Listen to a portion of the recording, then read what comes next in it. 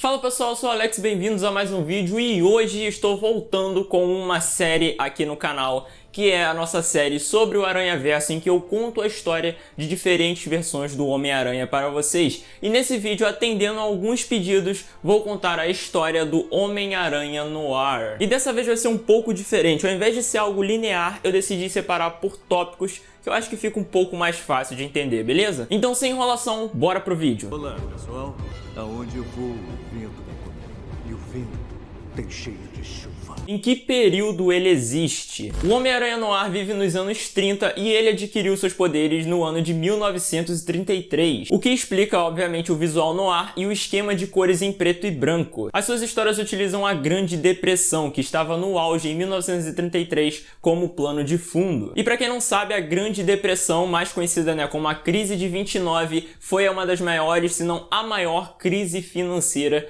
da história dos Estados Unidos. Ela teve seu início em 1929 e persistiu ao longo da década de 30, terminando apenas com a Segunda Guerra Mundial. E isso obviamente contribuiu bastante para poder criar um subtexto e uma história mais interessante de super-herói nessa época. Meu nome é Peter Parker. No meu universo é 1933 e eu sou um detetive particular.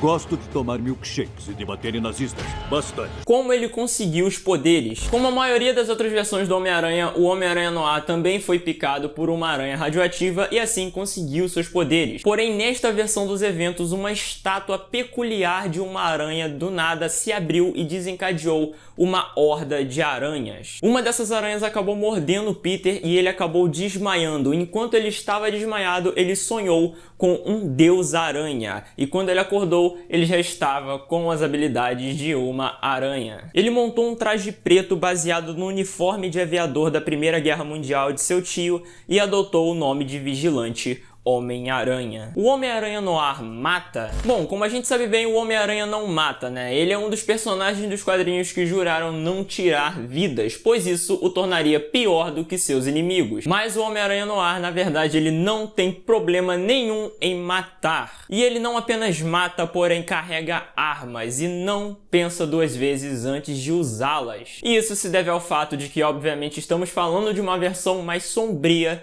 do Homem-Aranha. Deixo fósforos queimarem os meus dedos só para sentir alguma coisa. O que ele faz da vida? Ao contrário da nossa versão de Homem-Aranha, que é retratada como um estudante universitário e um fotógrafo freelancer, o Homem-Aranha Noir é um repórter. E certa vez ele explicou como funciona o seu modus operandi. Abre aspas, sou repórter investigativo. Você sabe o que isso significa? Significa coletar fatos e descobrir a história, e quando eu determino quem são os bandidos da história, eu os castigo. Então, na verdade, não há muita diferença, né? Ambos trabalham para a imprensa, só que um, ao invés de trabalhar com imagem, trabalha com texto. Os vilões são diferentes? Bem, se há uma versão de Homem-Aranha nos anos 30, obviamente haveriam seus vilões, e os vilões do Homem-Aranha Noir são mais ou menos as mesmas coisas que a gente já conhece. Existem pequenas diferenças, como por exemplo, o nome do vilão de Norman Osborn é só Goblin e não Green Goblin, sabe? Então é só Duende, não Duende Verde. E o Homem-Aranha Noir também tem os seus próprios vilões, incluindo policiais corruptos e políticos corruptos. Isso tudo, obviamente, é para se adequar às histórias de mistério e à época em que ele está. Ele ainda tem tio Ben e tia May. Sim, apesar de ser bastante diferente viver nos anos 30,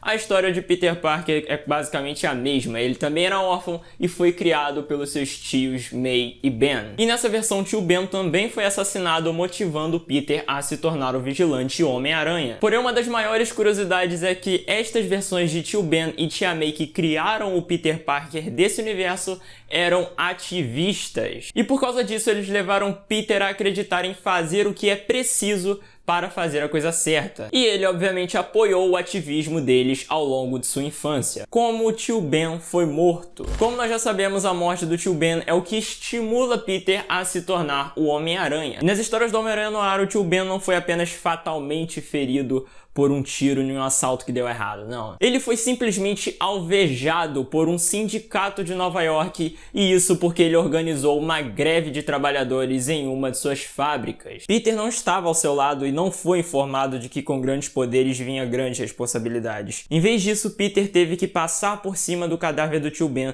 e ficar traumatizado para sempre. E por fim, uma curiosidade sobre o Homem-Aranha no ar é que ao invés de usar as suas teias para balançar entre prédios, ele prefere usar parkour para se movimentar. E as suas teias ele usa mais para poder prender os bandidos e coisas do tipo. Então é isso, pessoal, se for o vídeo eu espero que vocês tenham gostado. Nossa, eu penei muito para poder fazer esse roteiro, até porque a gente não tem muitas informações sobre o Homem-Aranha no ar. Pesquisei algumas HQs e vi que ele tem pouquíssimas HQs, só agora ele tá voltando pro universo das HQs com uma saga nova. E mesmo assim vai ser só uma minissérie com 4 capítulos. Então, cara, na minha opinião, esse Homem-Aranha mereceria um filme, porque tem muita coisa pra ser explorada no universo dele.